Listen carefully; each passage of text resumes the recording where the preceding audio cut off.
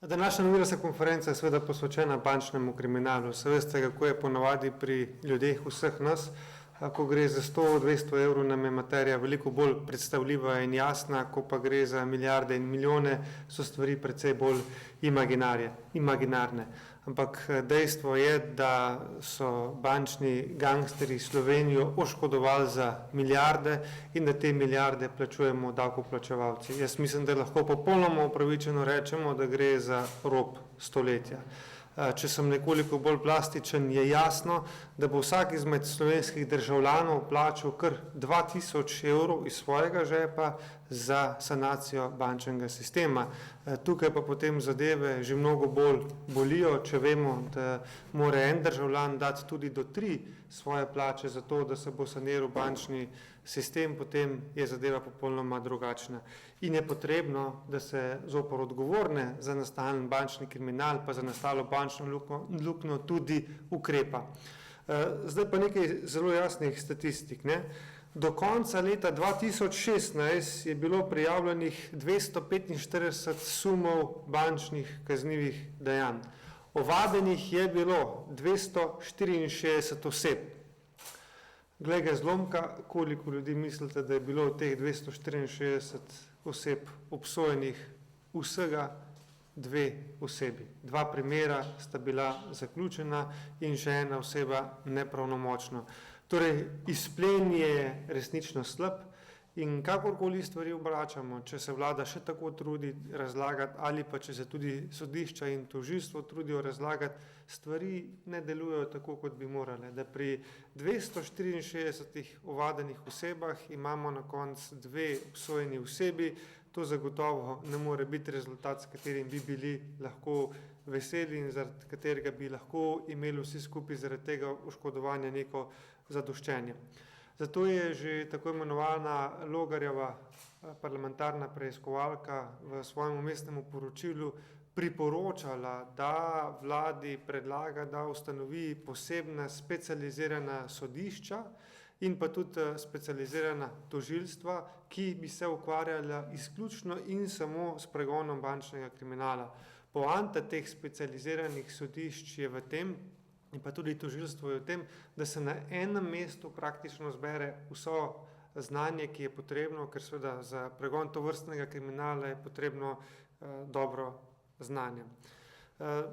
V vsem tem času se nam je zdelo, kot da smo o teh zadevah veliko debatirali, ni pa bilo nekih konkretnih premikov naprej in jaz sem prepričan, da nas bodo prihodne generacije, nas, ki smo zdaj v parlamentu, pa tiste, ki so zdaj na vladi, nas bodo spraševali, kako smo pa vendarle ukrepali zoper te kriminalce in kaj smo storili.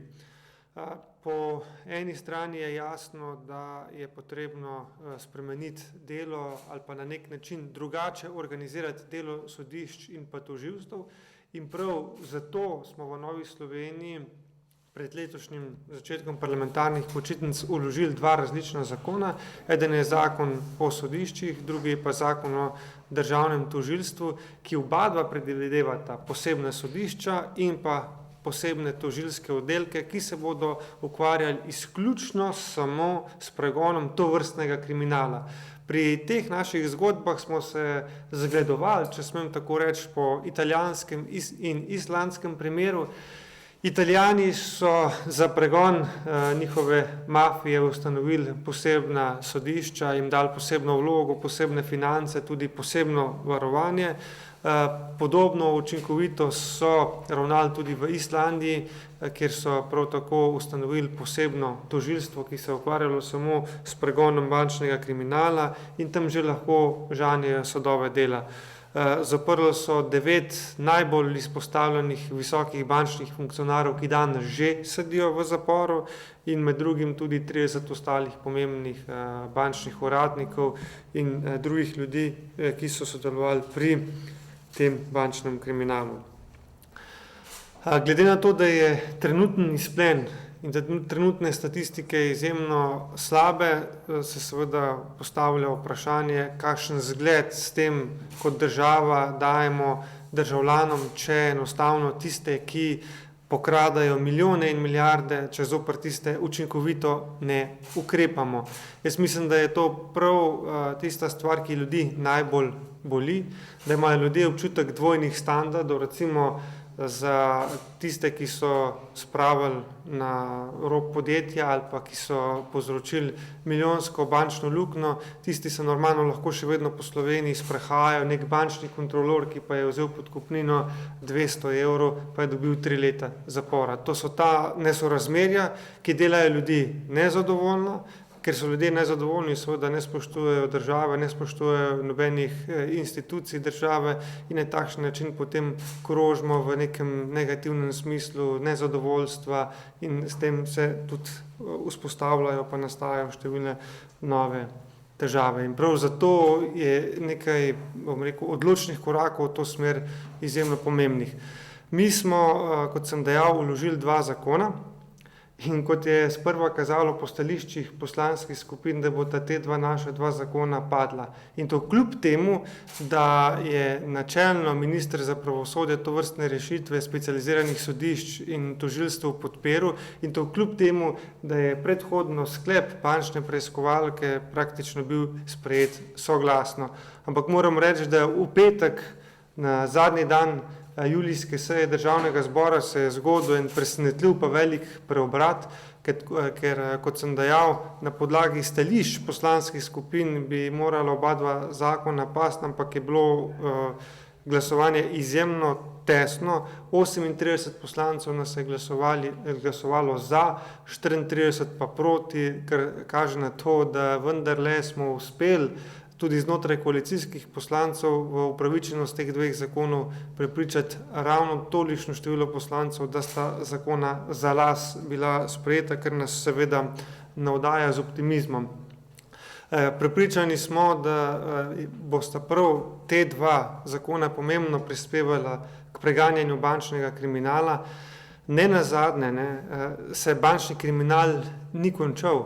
Prav v teh dneh ali pa v tem času se kriminalna dejanja ali pa slaba praksa nadaljuje. Izpostavil bi rad zgolj 2 primera, ki mislim, da bi jih prav ta naš zakon in pa to specializirano sodišče in pa tudi specializirano državno tožilstvo lahko učinkovito preganjala. 2 primera izpostavim. Eden je varčevalcev oziroma tistih, ki so vzeli kredite v frankih. In pa drugi je primer iranskih poslov na NLB-ju. To sta 2 konkretna primera, ki prav kličeta po tem, da potrebujemo tovrstne specializirane oddelke. Glede samih primerov, primer franka oziroma kreditov v švicarskih frankih, naj povem to, da gre po naši oceni za klasično kriminalno dejavnost bank, ker so banke ponujale tovrstne kredite brez kakršnihkoli omejitev tveganj. Bom rekel, tveganje pri najemanju švicarskih kreditov v švicarskih frankov je bilo celo večje, kot pa če greš v kazino. Ker ko greš v kazino, vse veš, koliko denarja boš izgubil, toliko, kot ga seboj neseš v denarnici, medtem ko pa pri kreditu v švicarskih frankih nikoli ne veš, kakšna bo tvoja obveznost. Recimo zato so v nebo pijoči primeri, ko se je nekdo izposodil 144.000 evrov, vrnil jih je 80.000 evrov, medtem pa mu je banka sporočila, da je še vedno dolžan 233.000 evrov. Mi bomo tukaj, to naj tudi ob tej priliki povem, podprli predlog Združenja Frank, ki govori v tej smeri, da so seveda te ljudje, ki so kredit v frankih vzeli pošteno, pripravljeni poplačati vse svoje kredite, govorim pošteno, kar pomeni, da bodo spisali zakon, ki bo njihove kredite v frankih prekonvertiral v evrokredite in seveda so pripravljeni te kredite v celoti odplačati in pa evrske obresti, kot pašejo evrskim kreditom.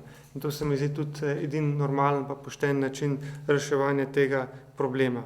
In ker sem rekel, da bo ta zakon lahko učinkovito služil pri preganjanju tovrstnega kriminala, bom zdaj en konkreten primer vam spet postregel. Nova Ljubljanska banka je švicarske kredite, zapadle terjatve do teh švicarskih kreditov prodala naprej podjetju. Vrednost teh švicarskih kreditov je bilo 104 milijone evrov. NLB je pa temu podjetju, ki se ukvarja z izterjavo teh dolgov, te terjatve prodala za 17 milijonov evrov. Si predstavljate, torej za več kot 80% diskont so prodali to vrstne terjatve. In naj mi še kdo reče, da to ni kriminalne, če se po drugi strani ne želijo resno pogovarjati o neki pametni konverziji teh kreditov iz Švicarske, torej iz Švicarjev v evre, ker bi mnogo več dobili nazaj, kot pa v tem primeru, ko so nekemu podjetju dali 80% diskont. In to bi bil zagotovo konkreten primer, s katerim bi se lahko to sodišče in pa tudi to tožilstvo, ki ga zdaj s tem zakonom predlagamo, ukvarjalo. In naslednja zgodba je iranska zgodba. Iransko zgodbo zdaj v parlamentu kar konkretno preučujemo. Žalostno pri vsej stvari je to, da namesto, da bi institucije, torej državni represivni organi, kot so policija, sodišče in podobno, da bi se predvsem te institucije ukvarjale s tovrstnimi zadevami, da se moramo v parlamentarnih preiskovalnih komisijah s tovrstnim kriminalom ukvarjati. To, kar smo do zdaj odkrili, seveda se stvari jasno razkrivajo, da je šlo za številne indice, da je šlo za pranje denarja in da je iz tega denarja bila financirana iranska obveščevalna mreža. Presenetljivo pri vsej stvari pa je molk. Molk v smislu, da praktično 2 leti se ni nihče kaj veliko obremenjeval, po moji oceni namerno, ker kot kažejo zdaj podatki, so številna opozorila strani uradnikov, ki se s temi nakazili dnevno ukvarjalo, redno prihajala, da gre za najmanj sumljive posle, pa strani vrhov NLB-ja in pa tudi drugih državnih institucij ni bilo primernega odziva. Zato mislim, da je to še ena izmed stvari, ki terja od tožilcev in sodnikov posebna znanja in prav ta zakon, ki je bil zdaj v petek sprejet, lahko pomembno pripomore k temu, da bi pa vendarle lahko kaj konkretnega na teh 2 primerih postorili.